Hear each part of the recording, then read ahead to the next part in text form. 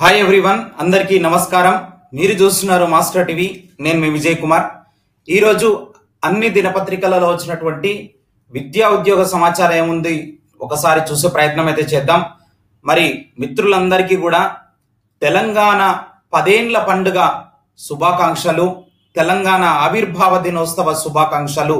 ఈరోజు మరి డే ప్రాముఖ్యత చూసుకున్నట్లయితే జూన్ 2వ తారీఖు మనకు నవశకానికి నాంది పలుకుతూ 11వ సంవత్సరంలోకి మనం అడుగు పెడుతున్నటువంటి ప్రజా తెలంగాణ మరి 10 ఏళ్ల పండగ జయ జయ హే తెలంగాణ జననీ జయ కేతనం అంటూ మరి ఘనంగా ఈరోజు మరి జరుపుకుంటున్నటువంటి సందర్భం అయితే మనం చూస్తా ఉన్నాం.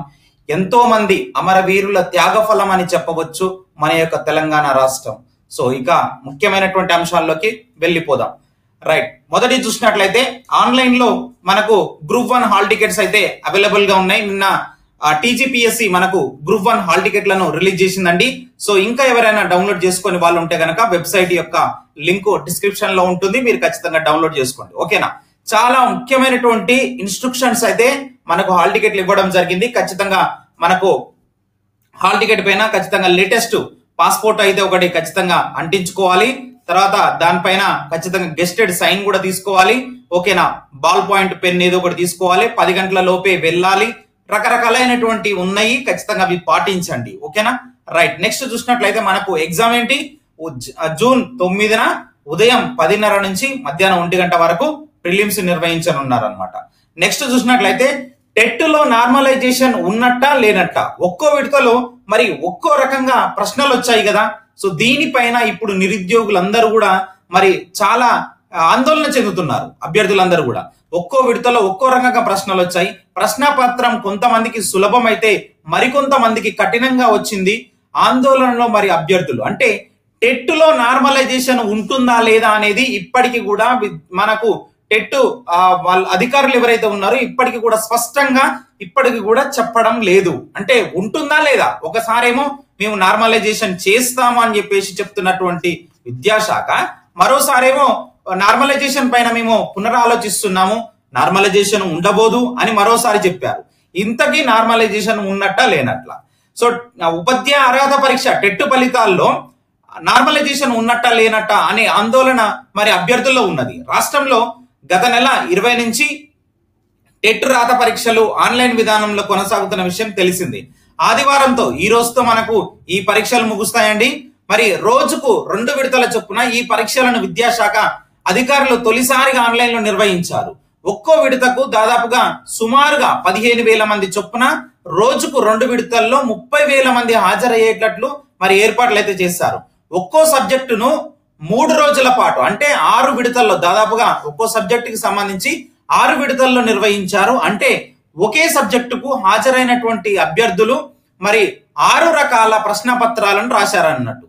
దీంతో ఒక్కో విడతలో ఒక్కో రకంగా ప్రశ్నలు వచ్చాయి. ప్రశ్నపత్రం కొందరికి సులభంగా వస్తే మరికొందరికి కఠినంగా రావడం గమనార్హం.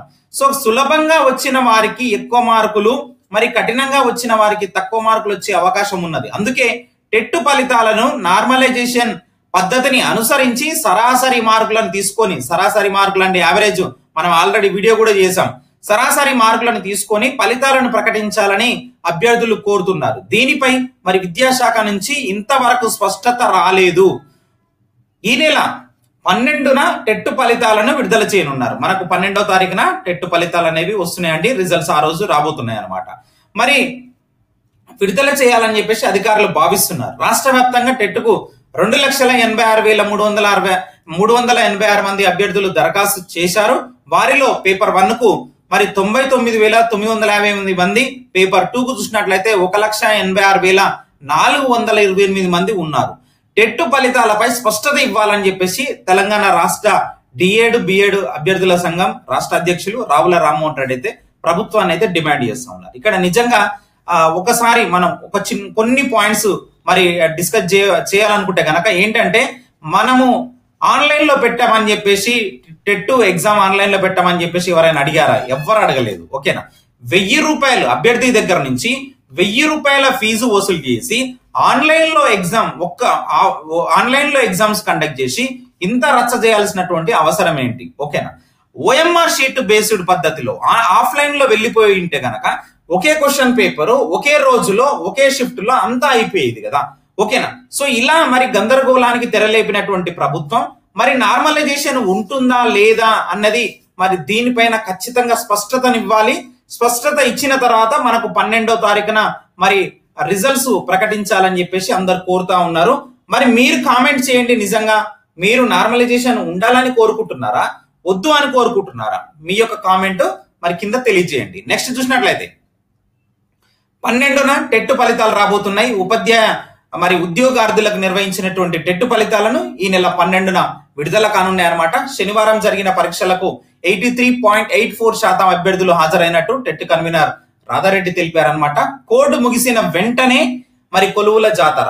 నెక్స్ట్ అప్డేట్ చూసినట్లయితే ఉద్యోగాల భర్తీకి కార్యాచరణ సిద్ధం చేసినటువంటి టీజీపీఎస్సీ నిన్నటి వార్త మనకు ఈనాడులో వచ్చినటువంటి వార్తని ఈ రోజు దిశ పేపర్ లో రాయడం జరిగింది. ఎలాంటి మార్పు లేదు ఇందులో. ఓకేనా. సో మనకు 9న గ్రూప్ 1 ప్రిలిమినరీ పరీక్ష ఉందన్నట్లుగా, అలాగే మనకు గ్రూప్ 4 కి సంబంధించి గ్రూప్ 4 కింద 8180 పోస్టులు ఉన్నాయి. రాత పరీక్షలో వచ్చిన మార్కుల ఆధారంగా జిఆర్ఎల్ వెల్లడైంది. క్రీడా కేటగిరీలో 1569 మందికి మరి ధృవీకరణ పత్రాల పరిశీలన పూర్తయింది. మిగతా అభ్యర్థుల పత్రాల పరిశీలన ఈ నెలలో ప్రారంభించేందుకు కమిషన్ ఏర్పాట్లు చేస్తుంది అన్నట్లుగా సేమ్ వార్త. అలాగే ఇక్కడ చూసినట్లయితే కాపీ టు పేస్ట్ చేశారు అంతే, వేరే ఇక్కడ ఏం లేదు. ఓకేనా. అలాగే జేఎల్ కి సంబంధించి కూడా 1392 జూనియర్ లెక్చరర్ పోస్టులకు కూడా మరి తుదికి వెల్లడైంది. మరి నెక్స్ట్ ప్రాసెస్ జరగాల్సి ఉన్నది. అలాగే 247 పాలిటెక్నిక్ లెక్చరర్లకు సంబంధించి కూడా మరి నెక్స్ట్ ప్రాసెస్ అయితే జరగాల్సి ఉన్నది. సేమ్ వార్త ఈ రోజు రిపీట్ గా రావడం జరిగింది. అభ్యర్థులు గమనించగలరు. మొత్తానికైతే ఈ నెలలో జూన్ నెలలో ఖచ్చితంగా ఇప్పుడు కోడ్ 6వ తారీఖున ముగుస్తుంది. జూన్ 6వ తారీఖు ముగిసిన వెంటనే ఖచ్చితంగా గ్రూప్ 4 ప్రక్రియ వేగవంతం అవుతుంది. మిగిలిన మరి అన్ని పరీక్షల ప్రక్రియ కూడా మరి వేగవంతంగా ఫలితాలు ప్రకటించి మరి ముందుకు తీసుకెళ్లాలి అని చెప్పేసి భావిస్తుంది టీజీపీఎస్సీ. నెక్స్ట్ చూసినట్లయితే సంతోషకరమైనటువంటి దేశాల జాబితా ఒకసారి చూసినట్లయితే ప్రపంచంలో అత్యంత సంతోషకరమైనటువంటి దేశాల జాబితాలో ఫిన్లాండ్ వరుసగా 7వ సంవత్సరం తొలి స్థానం దక్కించుకుంది. వరుసగా 7వ సంవత్సరం అండి, మామూలు విషయం కాదు. ఫిన్లాండ్ మరి డెన్మార్క్ గాని ఐస్లాండ్ గాని స్వీడన్ వరుసగా 2-3 స్థానాల్లో నిలిచాయి. ప్రపంచవ్యాప్తంగా 143 దేశాల్లో అధ్యయనం చేసి మరి రూపొందించినటువంటి ఈ జాబితాలో భారతదేశానికి 126వ స్థానం లభించింది అనమాట. అంటే మన దేశంలో అంత హ్యాపీగా లేమనమాట మనం. ఓకేనా. ఫిన్లాండ్ అనేది చూడండి సంతోషకరమైనటువంటి మరి దేశాల జాబితా. టాప్ 10 కంట్రీస్ తీసుకుంటే కనుక Finland, Denmark, Iceland, Sweden, Israel. So Israel కూడా ఉందండి. ఓకేనా. Israel very very powerful country. ఓకేనా. మన ప్రపంచంలో ఇజ్రాయెల్ ఎంత పవర్ఫుల్ కంట్రీ అంటే గనక ఇప్పటి వరకు వాళ్ళు చేసినటువంటి ఏ యుద్ధంలో కూడా ఇజ్రాయెల్ అనేది ఓడిపోలేదు. అంత డేంజర్ కంట్రీ అన్నమాట. అంత పవర్ఫుల్, డేంజర్ అని కాదు, అంత పవర్ఫుల్ కంట్రీ. ఓకేనా.